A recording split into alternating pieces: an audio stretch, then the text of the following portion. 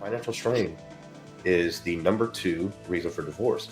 And the numbers don't lie, guys. 80% of women, or 80% of divorces are initiated by the woman. 70%. And then when you add college educated women, that's 90%. Do the average on that. It's very simple. It's 80% of divorces in America, which is almost at 3 out of 5 marriages under divorce, are initiated by the women. So how we're, the financial strain that comes with that, on top of the communication issues and the unrealistic expectations, a man has enough pressure to begin with. Well, I think like the biggest telltale from the perspective of the situation is that the advice, right, that's just being given seems a little bit more like dismissive in a lot of cases. So that's how you know it's bad advice. That's how you know you can spot like, okay, clearly this guy doesn't have like my best interests really at heart. It's more of just like, I'm asking him a question. It seems like I'm annoying him and he's just telling me something, so I'll go away. Right. So that's something to like pay attention to, is like when you're asking and seeking somebody for advice, are they actually interactive in trying to figure out what your solution is? Or are they just like, okay, like one extra detail, maybe not another, no, like stop being dumb, just do this. Right. So that's how you can really spot some bad advice, is if it's not really being given from a more authentic or at least introspective type of line of questioning, to really dive into, hey, how does this really help with your situation or scenario? Yeah, that's a great point. That maybe he just didn't really have the words to say, or he didn't want to get to, maybe he was pressed on time, or however they do it. But yeah, I didn't notice that, Josh, and I've watched this clip several times, that it was just it was very dismissive of that. Oh, well, she wants a new place, we'll buy her a new place, buddy. Happy wife, happy life. Okay, next. That might have been what was going on Ramsey's end, but you could tell.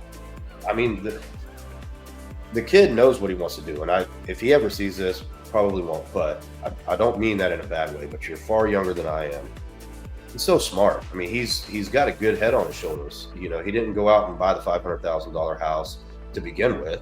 He went out and bought a duplex so he could rent one side out, and he's probably looking at keeping that house for the rest of his life and get it paid off, and then have 2 rental properties along with 4 more. That's what didn't make any sense to me, is like, you want to accumulate these rental properties. Like if you're in real estate, like this is like, starting with the duplex is one of the best ways to go.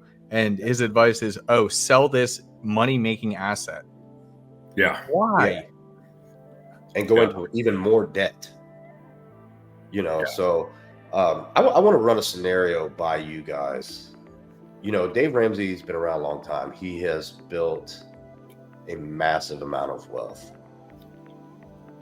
First with his book, he talks a lot about how he had to file bankruptcy because he went too hard, too fast with debt, and went bankrupt in his early 20s. But rose from the ashes, which we always encourage at the Men of Now, and we're always here for you to help you do that, because a lot of times we burn up. But do you guys think that when certain people, or some people, I shouldn't say certain, I don't even know how to word that, when people reach a wealth that is in a world above not even the average person, even the upper class, where money is not an object for anything anymore, you kind of lose sight of basic reality? And I'll give an example on that. Bill Gates, computer nerd that built Microsoft, 35 years ago, invented Microsoft, had to struggle, go through it. He's been the richest man in the world, probably more than I've got fingers and toes, up and out, but would never have to. I remember an economics class I did in junior college. We did a study. If he dropped $100 at this time, this was back in the early 2000s, if he dropped $100 bill out of his pocket, it wasn't worth his time to pick it up, because by the time he reached down, picked it up, put it back in his pocket, he'd already made $300. So, and I'm not saying that Ramsey's on that level, but he is worth hundreds of millions of dollars. So do you really want to go to a basic question on starting your life to a person like that?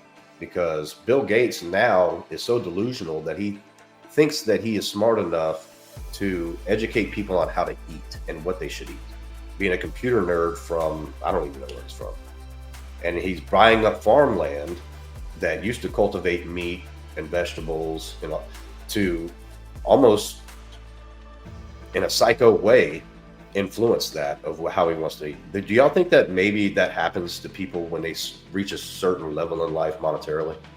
Oh, it definitely happens. Like maybe not, I'm not going to use necessarily the money example right now. I do remember that thing about Bill Gates. I learned that in school too. That whole thing was funny. Like when you think about it, breaking down the numbers wise. But I struggle with it myself as I continue to grow in my life, like doing the dating coaching and then seeing my own relationships flourish.